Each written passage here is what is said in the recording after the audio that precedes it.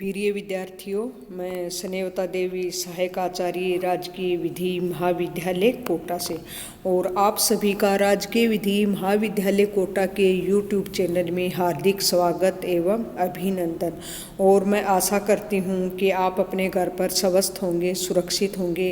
इन्हीं शुभकामनाओं के साथ शुरू करते हैं पर्यावरण विधि में आज का टॉपिक। जैसा कि आपको विदित है, अपन पर्यावरण विधि में पढ़ रहे हैं वायु प्रदूषण एवं निवारण नियंत्रण अधिनियम 1981। और पिछले टॉपिक में अपन ने पढ़ा था अपील से संबंधित क्या क्या प्रोविज़न है, राज्य बोर्ड के खिलाफ कहाँ अपील कर सकते हैं, केंद्रीय बोर्ड के खिलाफ कहाँ, फिर एनजीटी है नेशनल ग्रीन ट्रिब्यूनल के खिलाफ कहाँ, कितने दिन में वो फैसला देगी, उसके खिलाफ कहाँ निर्णय होगा।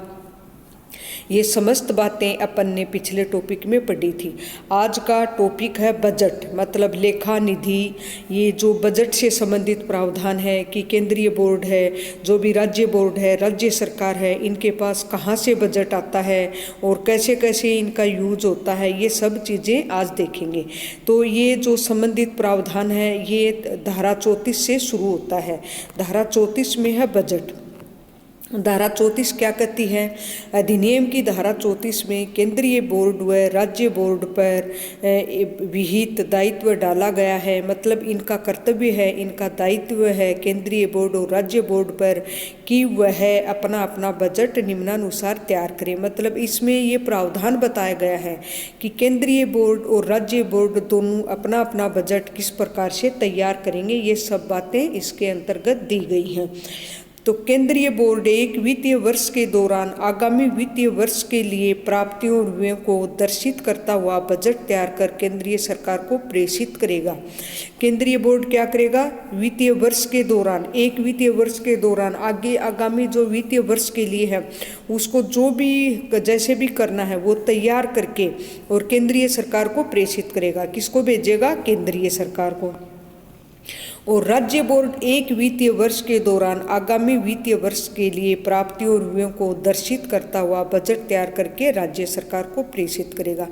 केंद्रीय बोर्ड किसको प्रेषित करेगा? केंद्रीय सरकार को। राज्य बोर्ड किसको करेगा कि भाई इस आगामी वर्ष में क्या क्या खर्चे होने हैं, कितने होने हैं, किस प्रकार होंगे, वो समस्त राज्य सरकार को प्रेषित करेगा। फिर क्या है? वार्षिक रिपोर्ट, मतलब एक एनुअल रिपोर्ट होती है, वो किसको भेजनी है, कौन भेजेगा, किस क्या क्या उसके अंतर्गत प्रोविज़न है, इससे संबंधित जो भी प्रावधान हैं वो धारा 35 के अंतर्गत दिए गए हैं। अधिनियम की धारा 35 क्या कहती है ये देखते हैं। अधिनियम की धारा 35 में केंद्रीय बोर्ड व राज्य बोर्ड पर विधिक दायित्व डाला गया है कि वह अपनी वार्षिक रिपोर्ट निम्नानुसार तैयार करे। कि भाई वो अपनी जो वार्षिक रिपोर्ट है, जो बजट से संबंधित है, वो केंद्रीय बोर्ड और राज्य बोर्ड कैसे करेंगे, उनके ऊपर लीगल ड्यूटी डाली गई है, उनका कर्तव्य है कि वह अपनी वार्षिक रिपोर्ट किस प्रकार कैसे तैयार करें और कहाँ कहाँ भेजें। ये समस्त बातें धारा 35 के अंतर्गत दर्शाई गई हैं। केंद्रीय बोर्ड एक वित्तीय वर्ष के दौरान पूर्ववर्ती वित्तीय वर्ष के क्रियाकलापों का सही व पूर्ण विवरण तैयार कर केंद्रीय सरकार को प्रेषित करेगा। कि जो पूर्ववर्ती वित्तीय वर्ष है उसके अंतर्गत क्या क्या हुआ, क्या क्या क्रियाकलाप हैं, कैसे क्या, उन सबको मेंटेन करके और सही व पूर्ण विवरण तैयार करेगा केंद्रीय बोर्ड और वो केंद्रीय सरकार को प्रेषित करेगा। केंद्रीय बोर्ड किसको भेजेगा? केंद्र सरकार के पास भेजेगा। फिर राज्य बोर्ड एक वित्तीय वर्ष के दौरान जो भी पूर्ववर्ती वित्तीय वर्ष के क्रियाकलापों का सही व पूर्ण विवरण तैयार करके राज्य सरकार को प्रेषित करेगा। केंद्रीय बोर्ड किसको प्रेषित करेगा? केंद्रीय सरकार को। राज्य बोर्ड किसको प्रेषित करेगा? राज्य सरकार को। फिर आगे क्या है, ये किस किस के समक्ष रखेंगे, क्या होगा क्या नहीं, वो देखते हैं। फिर क्या करेंगे? रिपोर्ट का संसद व राज्य विधानमंडलों के समक्ष पेश किया जाना। जब रिपोर्ट भेज देते हैं उसके अंतर्गत किसके समक्ष पेश किया जाना है, किसके समक्ष वो रिपोर्ट को रखना है, तो रिपोर्ट का संसद व राज्य विधानसभा के समक्ष पेश किया जाना। केंद्र सरकार का दायित्व है कि वह केंद्रीय बोर्ड से प्राप्त वार्षिक रिपोर्ट से प्राप्त होने वाली तिथि से 9 माह के भीतर संसद के दोनों सदनों के समक्ष पेश करें। केंद्रीय सरकार का क्या दायित्व है कि केंद्र सरकार से जो भी प्राप्त वार्षिक जो रिपोर्ट, एनुअल रिपोर्ट जो आपको प्राप्त हुई है, वो संसद के दोनों सदनों के समक्ष पेश करेगा। राज्य सरकार का दायित्व है कि राज्य बोर्ड से जो वार्षिक रिपोर्ट प्राप्त होती है और उसकी जो तिथि है, प्राप्ति की तिथि के 9 महीने के अंदर अंदर राज्य विधानमंडल के समक्ष पेश करे। केंद्र सरकार किसके समक्ष पेश करेगी? 9 महीने के जो रिपोर्ट प्राप्त होती है, रिपोर्ट प्राप्ति के 9 महीने के अंदर अंदर दोनों सदनों के समक्ष पेश करेगी। और राज्य सरकार किसके? राज्य बोर्ड से जो प्राप्त होता है वार्षिक रिपोर्ट, प्राप्त होने वाली तारीख के 9 महीने के अंदर अंदर राज्य विधानमंडल के समक्ष पेश करेगी। फिर क्या है? लेखा और लेखा परीक्षा। सेक्शन 36 में क्या है कि इसकी जो भी लेखा है, लेखाएं परीक्षाएं हैं, उनसे संबंधित प्रावधान इसके अंतर्गत दिए गए हैं।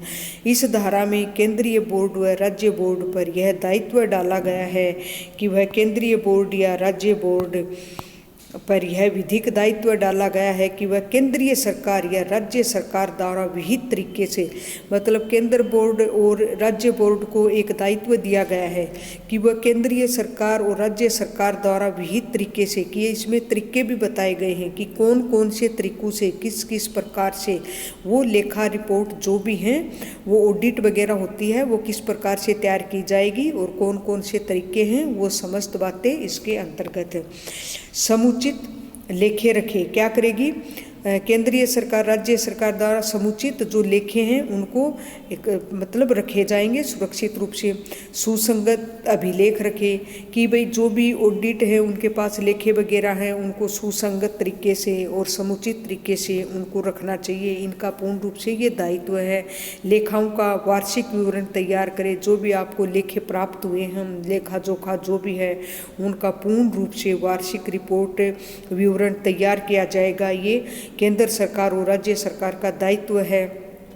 क्यों कोई भी जब काम होता है तो उसके अंतर्गत वार्षिक रिपोर्ट कैसे, कहाँ से बजट आया है, कैसे क्या कहाँ से प्राप्त हुआ है, कितना खर्च हुआ है, ये समस्त एक प्रकार की ऑडिट है। और ये लेखे पूर्ण रूप से सुरक्षित और सुसंगत अभिलेख रखने चाहिए। इसी प्रकार बोर्ड अपने लेखाओं की लेखा परीक्षा भारत के नियंत्रक और महालेखा परीक्षक की सलाह से नियुक्त लेखा परीक्षकों से कराए। मतलब बोर्ड अपने लेखाओं की जो लेखा परीक्षा होती है, जो ऑडिट होती है, वो किससे?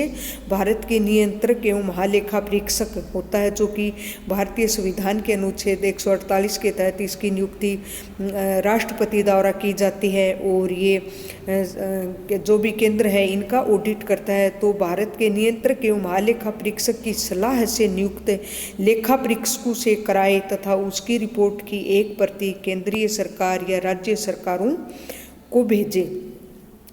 तो ये एक इनकी जो ऑडिट तैयार कराएंगे, तो जो लेखा वगैरह जो भी है, तो ये किसको भेजे जाएंगे? ये भारत के नियंत्रक महालेखा परीक्षक की सलाह से, उनकी सलाह लेंगे और उनके द्वारा जो नियुक्त की जाएगी लेखा परीक्षक से कराए जाएंगे।